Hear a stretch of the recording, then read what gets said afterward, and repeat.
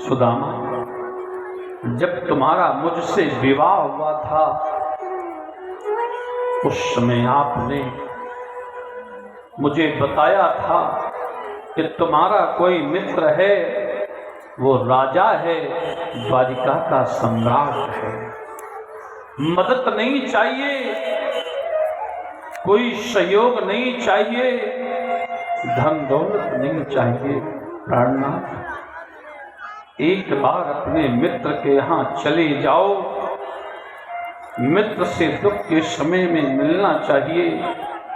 आजकल जैसी मित्रता नहीं थी प्यारे, आजकल की मित्रता ऐसी होती है, चौराहों पर खड़े भी तेरे यार होंगे, जब तुम्हारी जेब में रखे सुंदर रुपए कलदार होंगे, तुम्हारे पास पैसा होगा तो बहुत मित्र होंगे,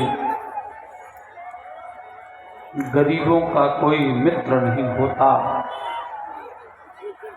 सुदामा के जीवन में गरीबी थी। सुशीला ने कहा, मित्र के यहाँ जाना चाहिए, जे न मित्र दुख हो ही दुखारे, ते नहीं बिलोकत पातक भारे। जो मित्र के दुख में दुखी नहीं होते वो पातकी होते हैं, स्वार्थी लोग होते हैं। आज सुदामा जी तड़प रहे हैं, शरीर से रक्त सूख गया, हड्डियां शेष हैं, चल नहीं पाते, 6 महीने से भोजन नहीं किया, अन्न जल नहीं लिया, 6 बेटों के मृत्यु का सोच है। और सुशीला कहती हैं, प्राणनाथ एक बार तो चले जाओ द्वारिकानाथ के पास। सुदामा ने कहा, प्राण प्रिय सुशीला, जा तो सकता हूं, पर मेरी सुदामापुरी से द्वारिकापुरी की दूरी 1200 किलोमीटर है, शरीर में रक्त नहीं है, मांस नहीं है, हड्डियां शेष हैं, सांस चल रही है, मुझे द्वारिका जाते जाते 2 बार जन्म लेना पड़ेगा, मरना पड़ेगा।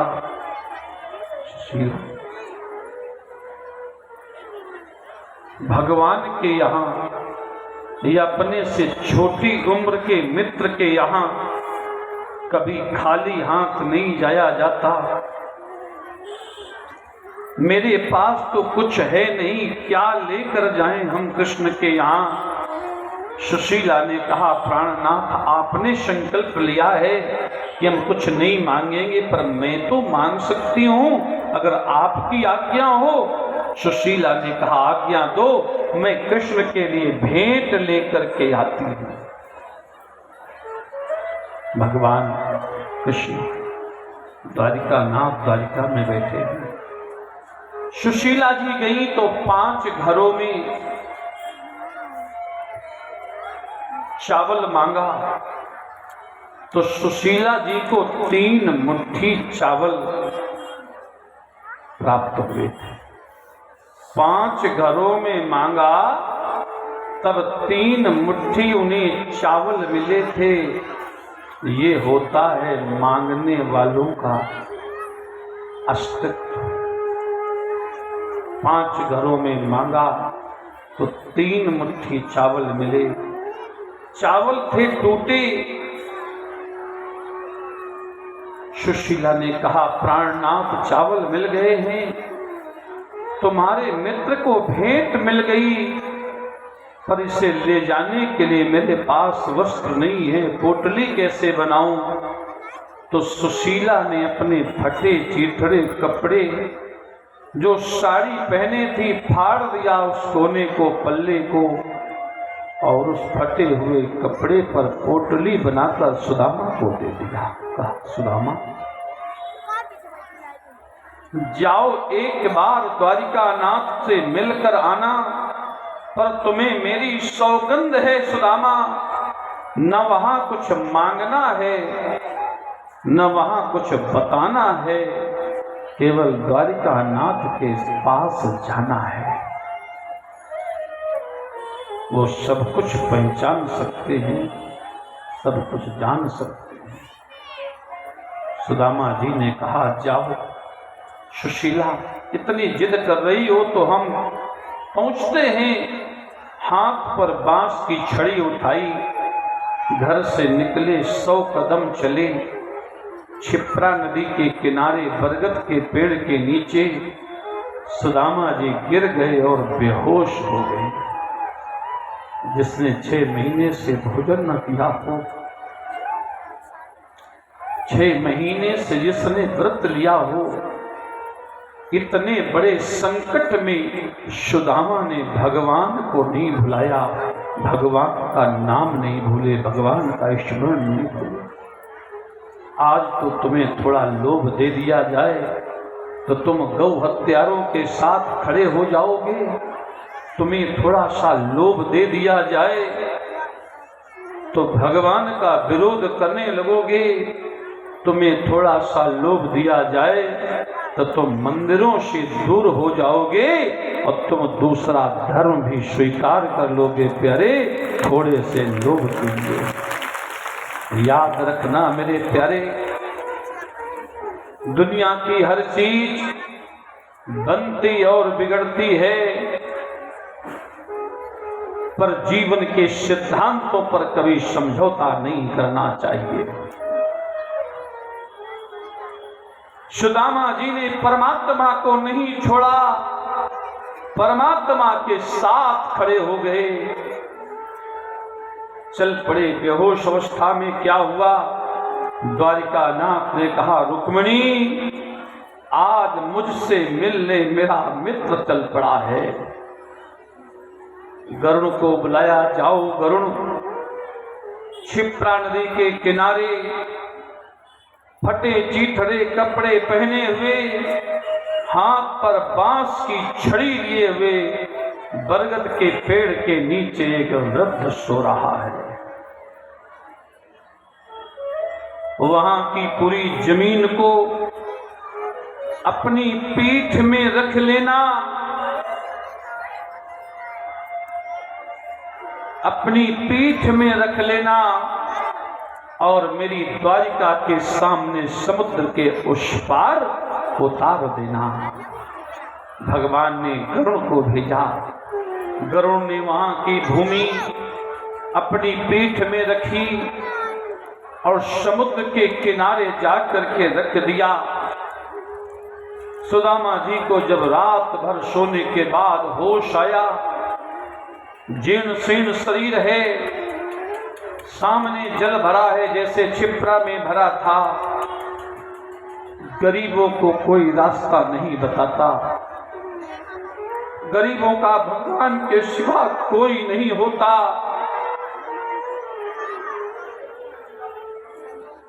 जिस समय सुदामा जी नींद से उठे, भगवान ने केवट का भेष बनाया। केवट बनकर भगवान, हाथ में बांस की छड़ी, वृद्ध शरीर, बड़े बड़े केश, मटमैली देह। भगवान ने कहा, भैया मैं घाट का केवट हूं, तुम कौन हो, कहां जाना है, कहां के पथिक हो, तुम कहां को गमनवा, काह तेरो नाम है, कहां है भवनवा। घर कहां है, नाम क्या है, जाना कहां है, कहां से आए हो। सुदामा ने कहा कि धरा के पथिक हैं, द्वारिका गमनवा, नाम है सुदामा, नहीं है भवनवा।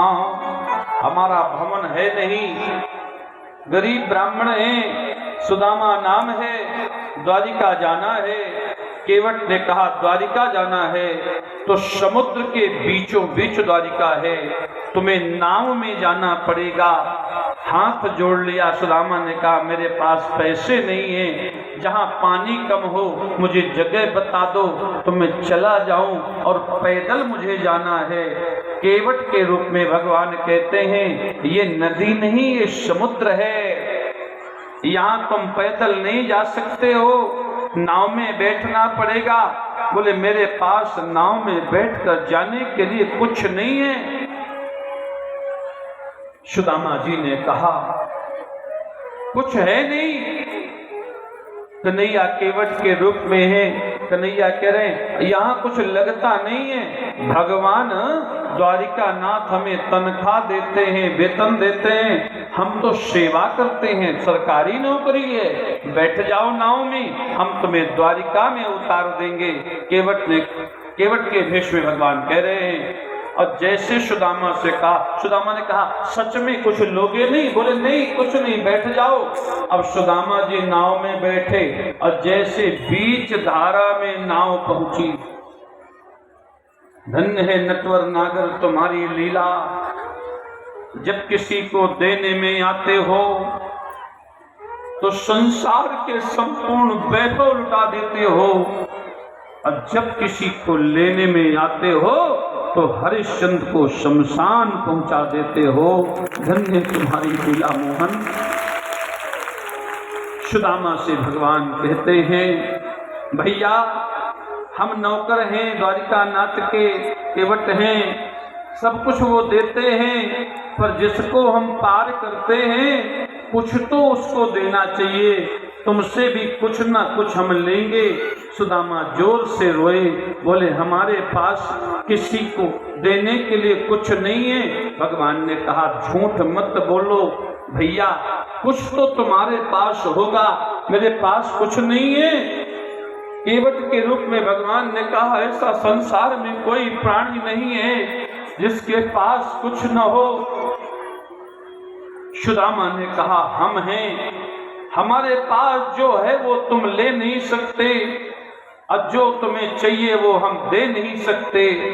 भगवान केवट के भेष में कहते हैं तेरे पास क्या है? हाथ में समुद्र का खारा पानी रख ले, और जो कुछ तेरे पास हो संकल्प कर दे। सुदामा ने हाथ में खारे पानी को लिया, कहा केवट भैया दुनिया में मेरे पास केवल गरीबी है, इस गरीबी के सिवा कुछ नहीं है। भगवान ने अंजलि के नीचे अपनी अंजलि लगा दी, कहा भैया वो गरीबी मुझे दे दे, आज से वो गरीबी तेरी मैं लेता हूं। और केवट बनकर भगवान ने सुदामा की गरीबी ले ली। प्यारे दुनिया के सताए लोग वहां सीने से लगाए जाते हैं, मेरे मोहन के द्वारे पर दुख दर्द मिटाए जाते हैं। मैं भी सुना करता हूँ आचार्य विद्वानों के द्वारा सुदामा चरित्र सुनाया जाता है। हजारों लोग सुदामा चरित्र में नाचने लगते हैं और आचार्य सुदामा चरित्र पर गान करते हैं और वह मंच से समाज को नचाते हैं। मैं पूछना चाहता हूं दुनिया के लोगों, संसार में सुदामा से ज्यादा दुख शायद किसी ने न पाया हो। क्या कथा कहने वाले के हृदय में यह तक वेदना नहीं होती?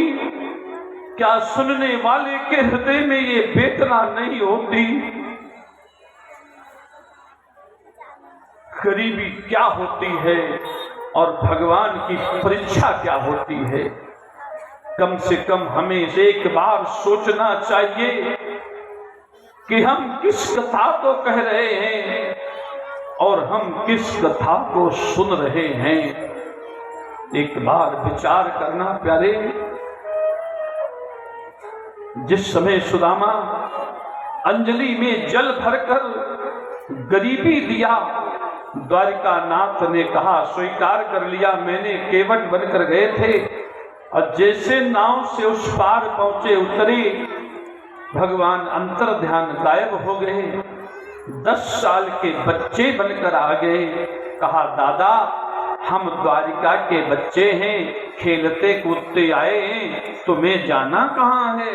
सुदामा जी के शरीर की दशा क्या थी आप लोगों ने बहुत बार सुना और आगे सुनते रहना, बड़े बड़े विद्वान सुनाएंगे तुम्हें। लोग कहते हैं सुदामा कपड़े फटे थे, नहीं प्यारे, धोती फटी। फटे कपड़े तो हम लोग भी पहन लेते हैं, कभी गाड़ियों में फट जाते हैं, कभी रास्ते में कहीं उलझ जाते हैं। फटे कपड़े पहनना कोई बात नहीं होती, पर सुदामा के नसीब में तो फटे कपड़े भी नहीं थे कि धोती फटी सिलती दुपट्टी।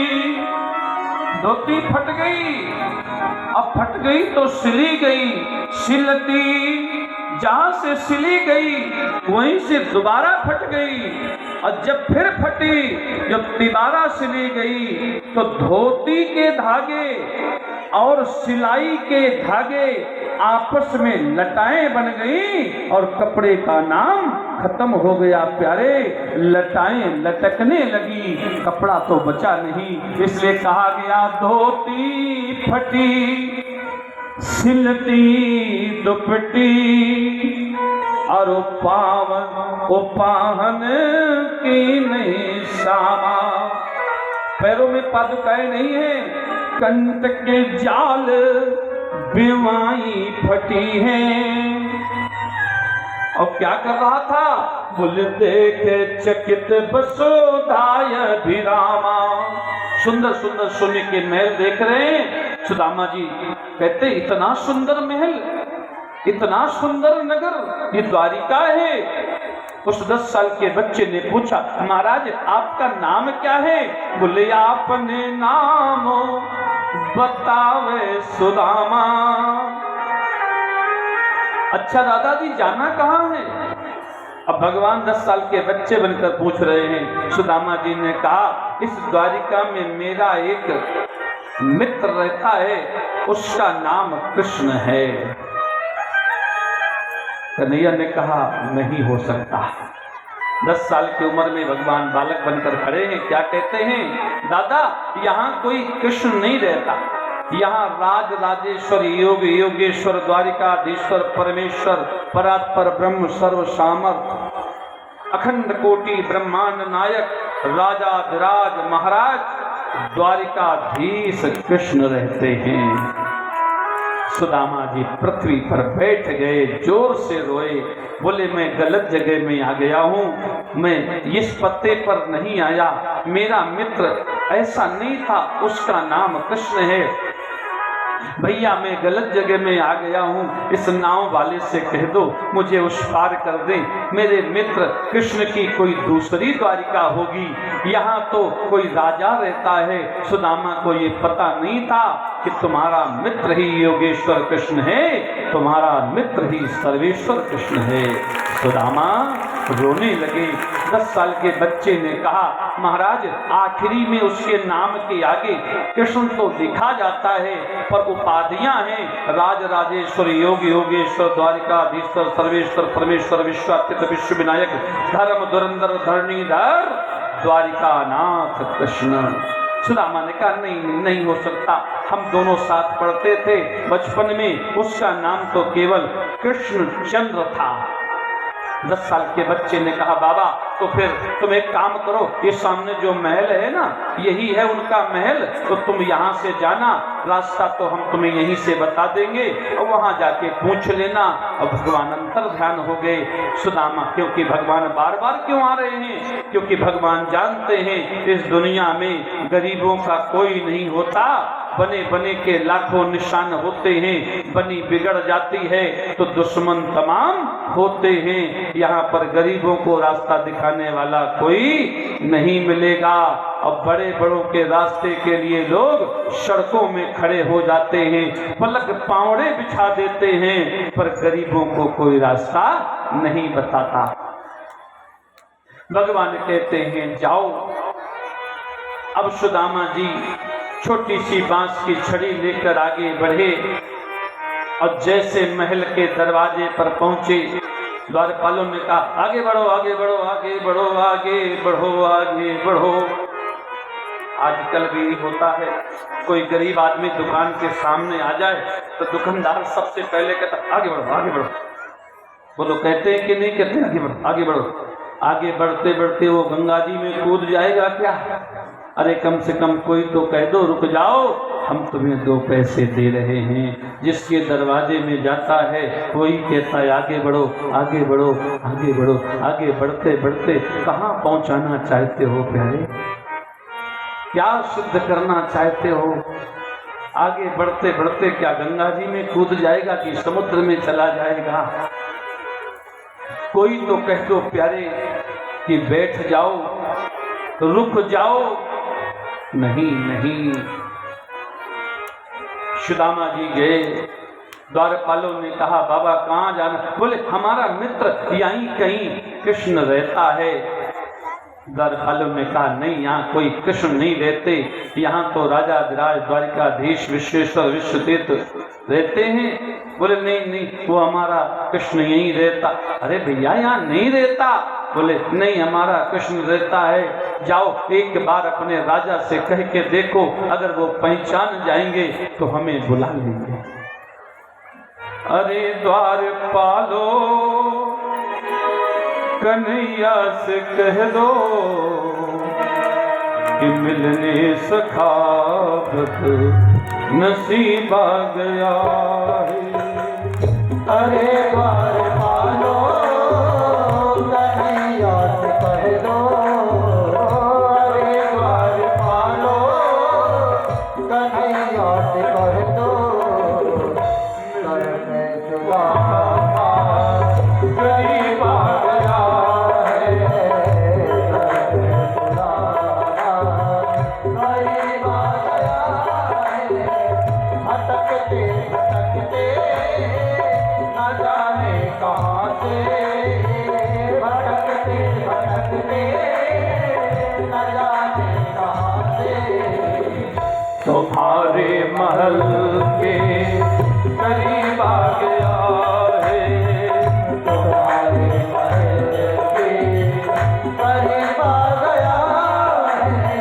न सर पे है पगड़ी, न तन पे है जामा, बता दो कन्हैया को नाम है सुदामा, बता दो कन्हैया को नाम है सुदामा। ओ सीते पगाना धरा तन पे प्रभु, जाने को आहे बसों के दामा,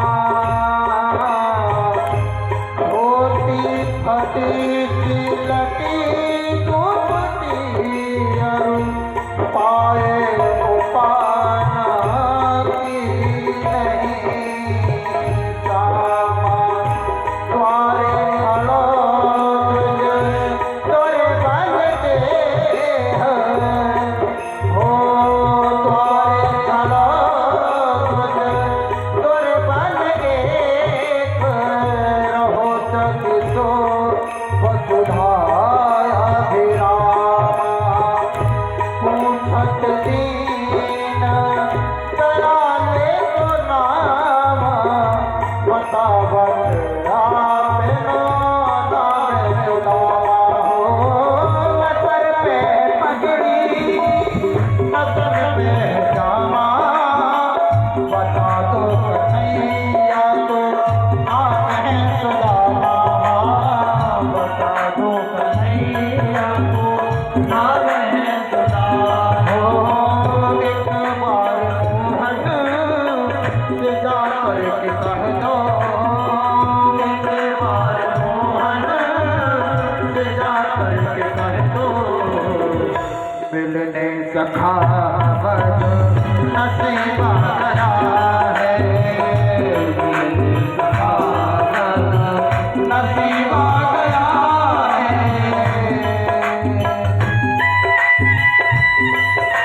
जय हो।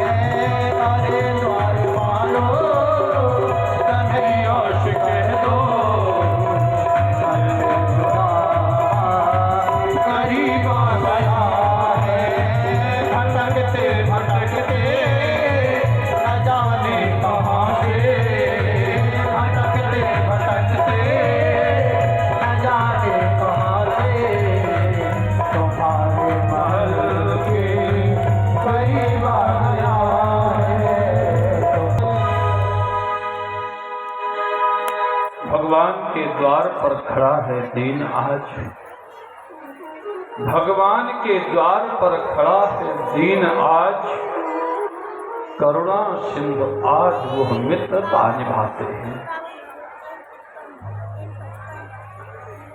जिस समय सुदामा जी द्वारपालों से कहा, जाओ द्वारपालों, एक बार नटवर नागर से कह दो,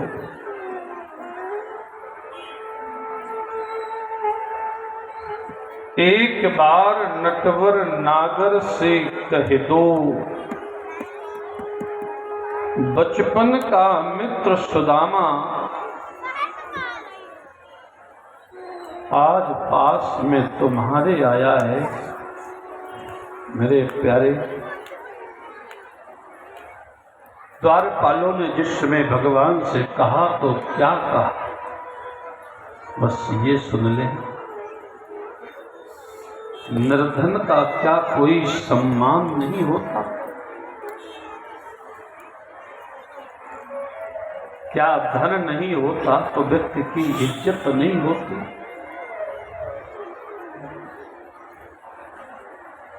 तुम्हारे दरवाजे पर कोई नेता अभिनेता आ जाए तो कहेंगे फलाने जी आए, ढकाने जी आए।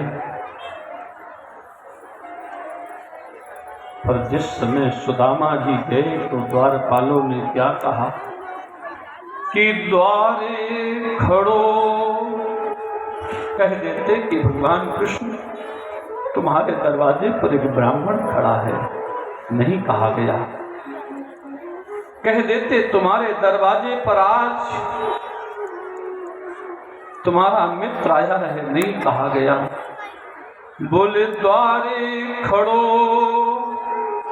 अपमानजनक शब्द है। कौन खड़ो? बोले द्वारे खड़ो, जातिवाचक शब्द से कहा गया था।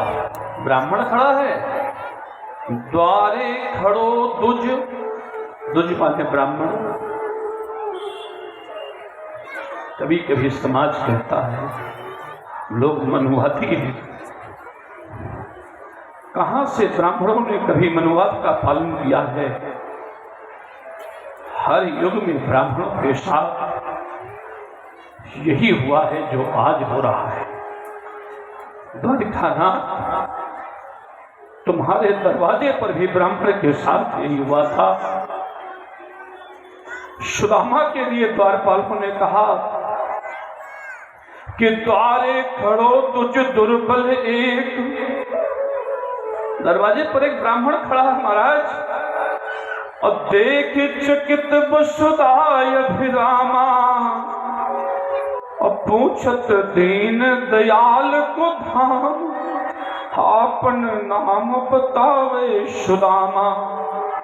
क्या खुश उस समय तुम्हारा ये सूत्र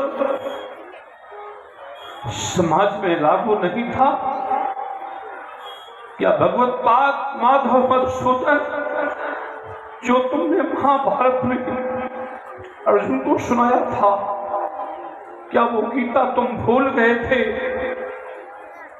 गीता में तुमने कहा था विप्र प्रसादम धरणी द्रोहम। तुमने त्रेतायुग में मानस में कहा था कमच अभेद विप्र गुरु पूजा, ये सब कुछ उपाय मत पूछा। कृष्ण, क्या द्वापर के राम तुम नहीं हो? क्या द्वापर के कृष्ण तुम क्या राम नहीं हो त्रेता के? जब तुमने भरी सभा में मंच में कह दिया था जनक जी के यहाँ कि विप्रवंश की या प्रभुताई अभय हो सो तुम्हें गिराई, क्या राम तुमने विश्वामित्र परशुराम के पौरुष को देखकर कह दिया था? क्या परशुराम के परश को देखकर तुमने कहा था कि ब्राह्मण विश्व विजयी होता है?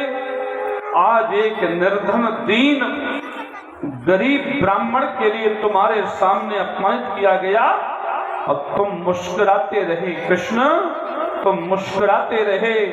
तुम्हारे द्वारपालों ने कहा द्वारे खड़ो दुज दुर्बल एक, देख चिकित बस अभिरामा, पूछत दीन दयाल को धाम, आपन नाम बतावे सुदामा।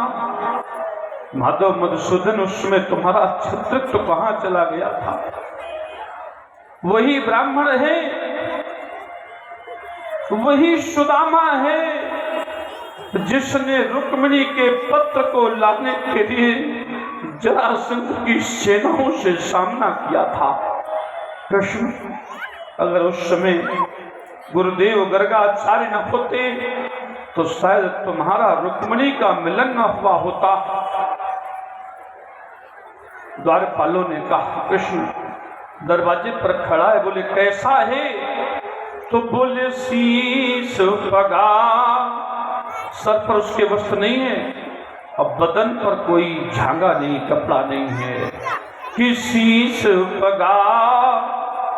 मेरी माताओं बहनों, जीवन में चाहे जितना मोड़ आ जाए, किसी गरीब का अपमान नहीं करना, किसी गरीब की कभी हंसी नहीं उड़ाना, किसी गरीब पर कभी उंगली नहीं उठाना। न जाने कौन से रूप में तुम्हें भगवान मिले, हो सकता है एक दिन वो गरीब तुम्हें भवसागर से पार करने के लिए सहारा बन जाए। बोले शीश पगा न झगा तन में, अजाने को आए बसोई ग्रामा। तो पूछत दीन दयाल को धाम। दीनानाथ, मैंने पढ़ा है भागवत में, मैंने पढ़ा है गीता में, मैंने पढ़ा उपनिषदों में, तुम्हारा एक नाम है दीनानाथ, करुणा सागर, कृपा सागर। फिर क्यों नहीं हो रही कृपा उस सुदामा पर? भगवान कृष्ण सुन रहे हैं कि शीश पगा न झगा तन में, अजाने को आए बसो यही ग्रामा। अब पूछता क्या है? जिसके 6 बेटे तुम्हारे कारण मर गए कृष्ण, जिसके 7वें बेटे का गर्भ नष्ट हुआ तुम्हारे कारण कृष्ण, आज भी वो तुमसे दीन दयाल कहता है, आज भी तुमसे दीन बंधु कहता है कि पूछत दीन दयाल को धाम, आपन नामो बतावे सुदामा। भगवान ने कहा सुदामा नाम कह रहा है? बोले हाँ। बोले ब्राह्मण है? बोले हाँ। भगवान को याद आने लगी गुरुकुल की। भगवान दौड़ करके गए महल की प्रथम सीढ़ी पर और जैसे सुदामा को बाहों में लिया, हृदय से लगाया, क्षण मात्र में भगवान ने अपने हाथों से सुदामा को छोड़ दिया और सुदामा ने कृष्ण को भी छोड़ा। सुदामा ने क्यों छोड़ा? कि दीन हीन शरीर जर्जर है, हड्डियां शेष हैं, शरीर का रक्त सूख गया है, दुबला पतला है, कहीं मेरी अजान बाहों से ये मृत अवस्था में न चला जाए। मेरा विशाल शरीर है और सुदामा ने इसलिए छोड़ दिया कि मेरे शरीर से दुर्गंध आ रही है, फटे चीथड़े कपड़े हैं, कहीं मेरे मुरली मनोहर घनश्याम श्याम सुंदर को मुझसे नफरत न हो जाए, ये मानकर सुदामा ने छोड़ दिया। और कन्हैया ने अपनी दीनता को निभाते हुए छोड़ दिया। सुदामा जी की ओर देखा और कन्हैया ने सुदामा को गोद में उठा लिया और द्वारिका के राजमहल की ओर कहा, सुदामा चलो। मैंने सोचा था कि तुम तो आज सुदामापुरी में सुखी होगे, पर मस्तक पर जब चिन्ह देखा, वैष्णव चिन्ह, यहाँ से श्वेत चंदन था। सुदामा ने कहा, कृष्ण मैं बहुत सुखी था, पर क्या करूं, तेरी याद में मैंने अपना परिवार मिटा दिया। मोहन, भगवान गए, सुदामा को सिंहासन पर बिठाया। सोने के सिंहासन पर द्वारिका में सुदामा बैठे। भगवान स्वर्ण की थाली रखकर नीचे बैठ गए। मेरा निवेदन है, आपके हाथ में पैर में कोई घाव हो जाए, बोलो नमक डाले तो पीड़ा होगी कि नहीं होगी? बोलो बोलो, होगी ना। सुदामा के पैरों में बेवाइयां फटी हैं, कांटों के जाल हैं और आंसू हमेशा खारे होते हैं। तो सुदामा जी के पैरों को भगवान ने अपनी हथेली में रखा। यमुना जल से चरण नहीं धुले, गंगा जल से चरण नहीं धुले, पानी परात को हाथ छुए नहीं, नैनन के जल सो पग धोए। देख सुदामा के दीन दशा, करुणा करी के करुणा निधि रोए।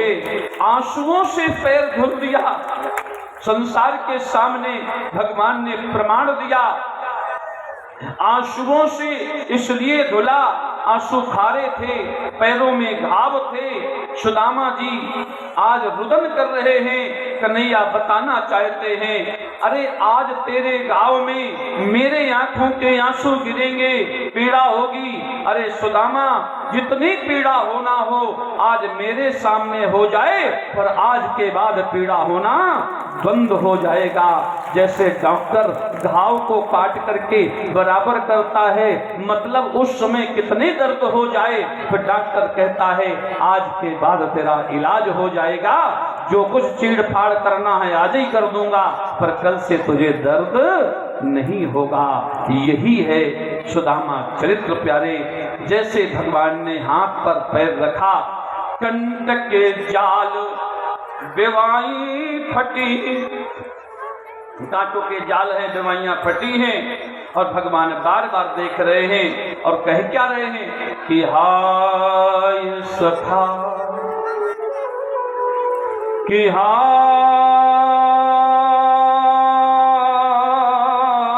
सखा मित्र, कि हाय सखा तू कहाँ दुख पाए, कि हाय सखा ये कहाँ दुख पाए,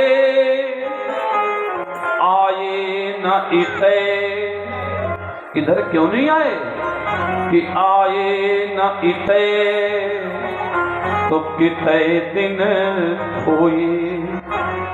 हाय सखा तुम महा दुख पाए, आए न इते तो किते दिन खोए।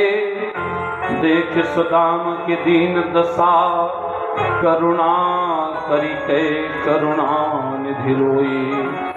मित्र, हे सखा, तुम कहाँ थे? इतने कष्ट में रहे, पैरों में बीमारियां फटी हैं, कांटों के जाल हैं, अब तुम यहां नहीं आए तो कहां चले गए थे? सुदामा जी रोने लगे, कहा कृष्ण गए तो कहीं नहीं थे, पर तुम्हारे यहां आने का समर्थ नहीं था। क्यों?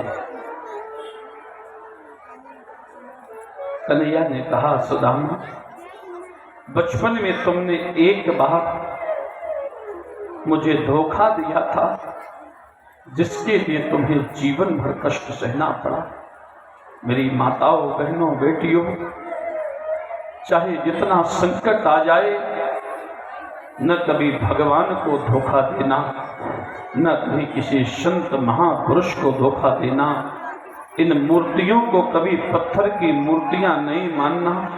इन मूर्तियों में स्वयं भगवान रहते हैं, इन मूर्तियों में हमारे आराध्य के प्राण रहते हैं।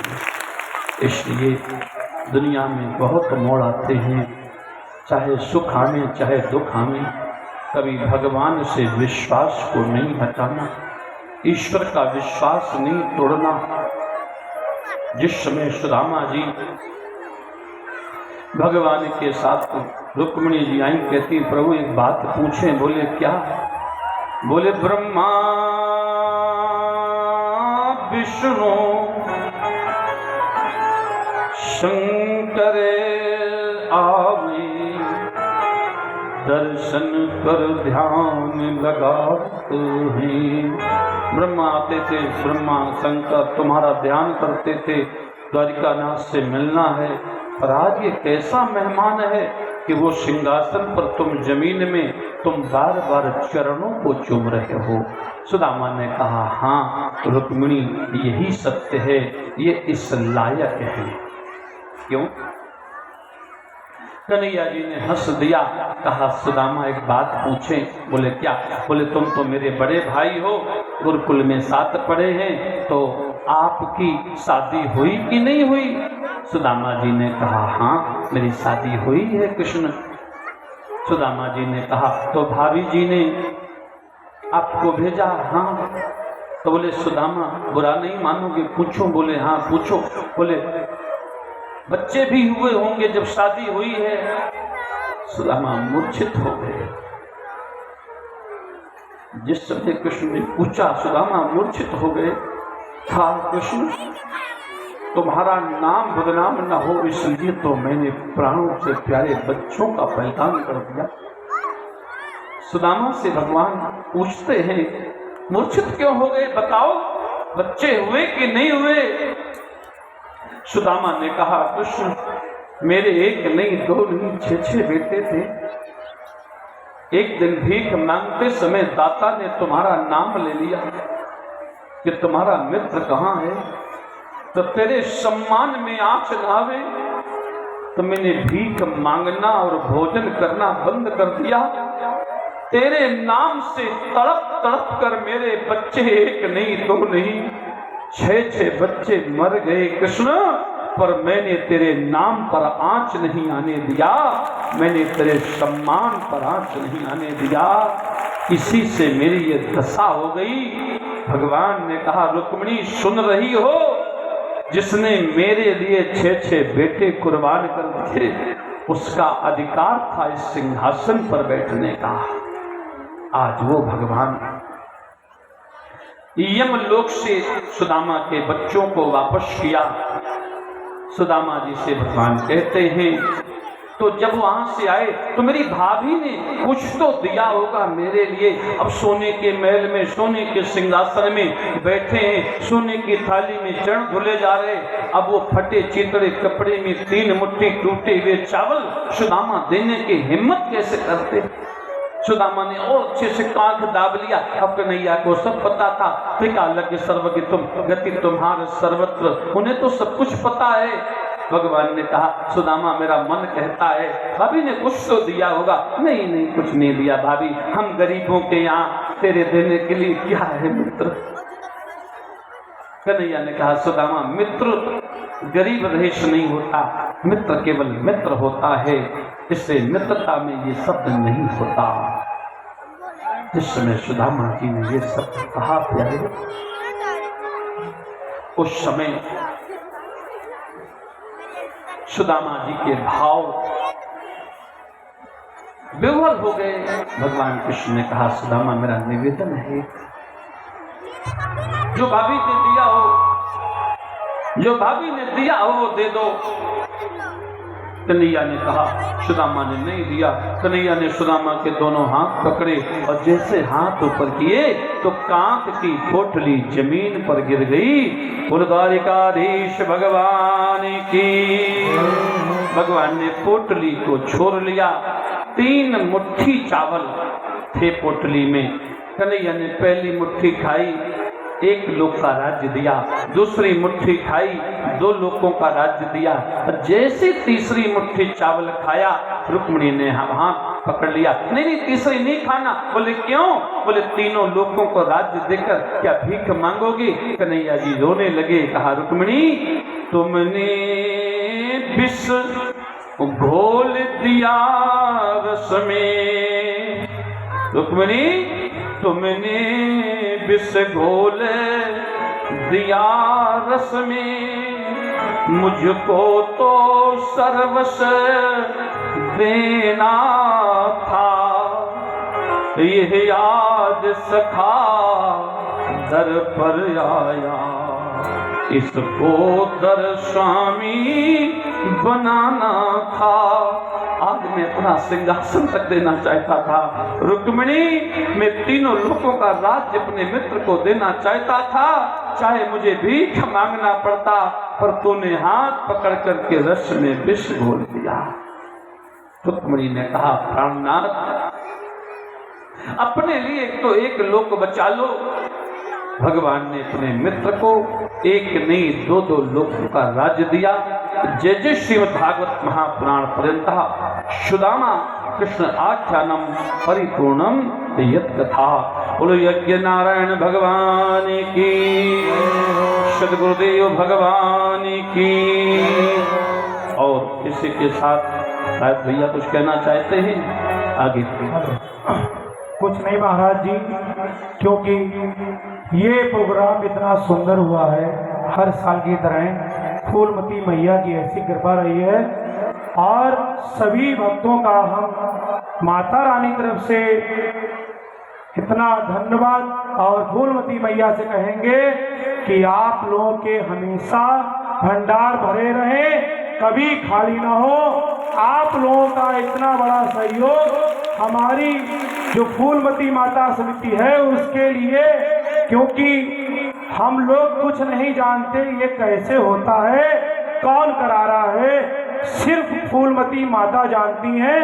इतनी जो माता की गोद में भीड़ है, शायद इतना सुंदर और इतना अच्छा कार्यक्रम कहीं होता हो महाराज जी। और इसीलिए हम सभी माताओं बहनों को फूलमती मैया की तरफ से फूलों से महाराज जी सम्मान करेंगे। 1 मिनट के लिए आपसे क्षमा चाहते हैं और सूचना भी देते हैं सभी भक्त जो भी जहाँ खड़े हुए हैं कि जब कथा का समापन हो तो मेरी विनती है और सबसे अरदास भी, कृपया करके माता के भंडार में कमी नहीं है। भंडारे का प्रसाद रात के 10, साढ़े 10, 11 बजे तक बंटता रहेगा। कृपया कोई एक साथ मत उठना, जब शुरू हो ना धक्का मुक्की करें, क्योंकि भीड़ आप खुद देख लें आगे पीछे। इसलिए सबसे मेरी विनती है, और मोबाइल पर अपने छोटे बच्चों को कोई भी सामग्री हो कृपया करके उसको अपने ऐसे स्थान पर रखें, क्योंकि भीड़ में हम लोग और पूरा प्रशासन कन्नौज का लगा हुआ है। इसलिए कोई भी भक्त कहीं कोई धक्का मुक्की और किसी के साथ ऐसी व्यवस्था ना करे जिससे कि हम लोगों को उसको पंडाल से भी बाहर करना पड़े। कृपया करके कोई भी ऐसी भीड़ में कोई व्यवस्था ना बिगाड़े, क्योंकि आपके पैसे से, आपकी सामग्री से, आपके अंशदान से ये कार्यक्रम होता है। किसी ना पार्टी का है ना किसी भक्त का, सभी का सहयोग है इसमें महाराज जी। हम माता की तरफ से आज सभी को धन्यवाद करते हैं और फूलमती मैया कहते हैं ऐसे ही हमेशा कार्यक्रम होता रहेगा। ये आप लोगों की ही वजह से इतनी ताकत है।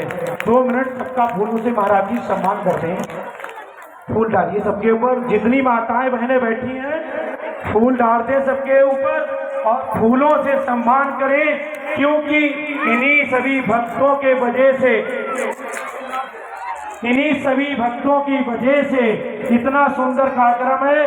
फूलों से इसलिए आप लोगों का सम्मान कर रहे हैं क्योंकि फूलमती मैया आपके घर में पहुंचे, बीच में खड़े होके दे दें। फूलमती माता घर पे पहुंचे और फूल हमेशा आपके घरे भरे भंडार भरे रहें, ये पीछे पहुंचा दें, जिससे कि सबकी गोदी में, सबके आंचल में माता फूलमती मैया के फूल पहुंच जाए, जिससे कि हमेशा सम्मान और आपके भंडार भरे रहें।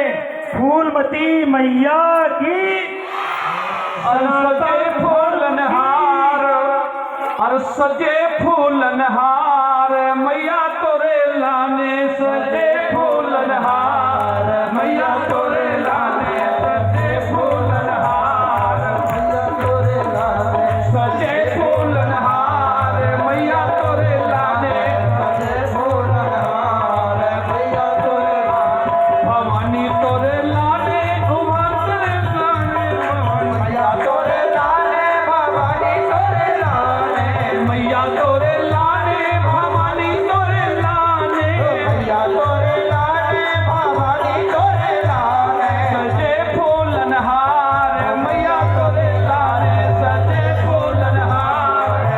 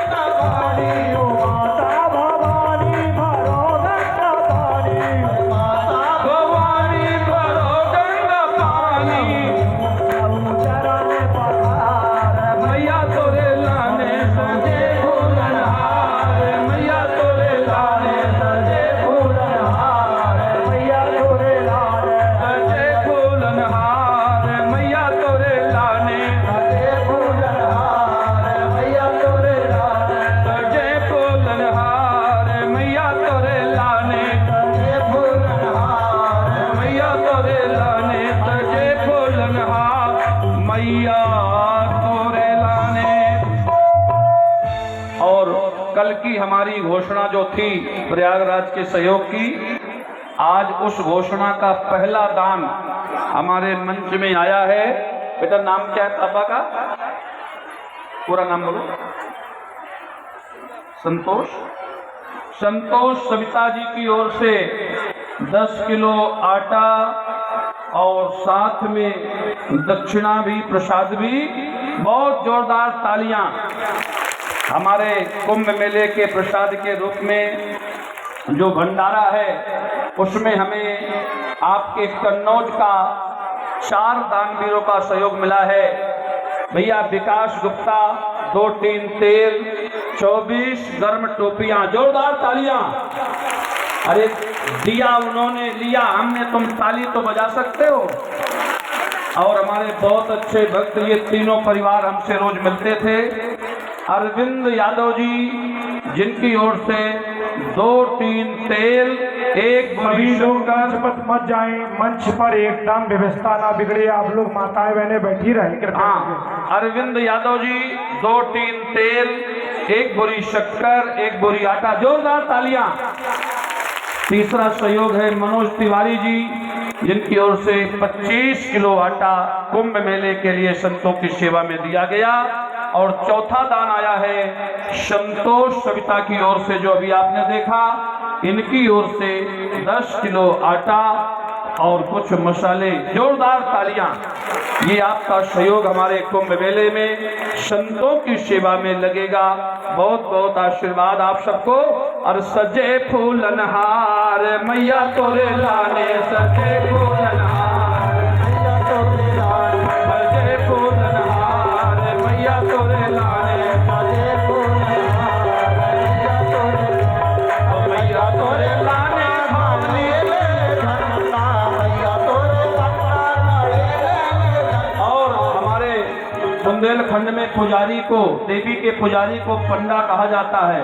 तो मिश्रा जी ध्यान दें कि मैया तोरे पंडा खड़े ले ले झंडा, मैया तोरे पंडा खड़े ले ले झंडा, मैया तोरे पंडा खड़े ले ले झंडा, मैया तोरे पंडा करे जय जयकार, मैया तोरे लाने करे जय जयकार, मैया तोरे लाने करे जय जयकार, मैया तोरे लाने करे जय जयकार, मैया तोरे लाने करे फूलनहार। इनको दे दो, देना हो ऊपर कोई नहीं आएगा, जो देना हो आचार्य दे सकते हैं, ऊपर नहीं कोई आएगा। माता भवानी भरो गंगा पानी, माता भवानी भरो गंगा पानी, मैया भवानी भरो गंगा पानी, मैया भवानी भरो गंगा पानी।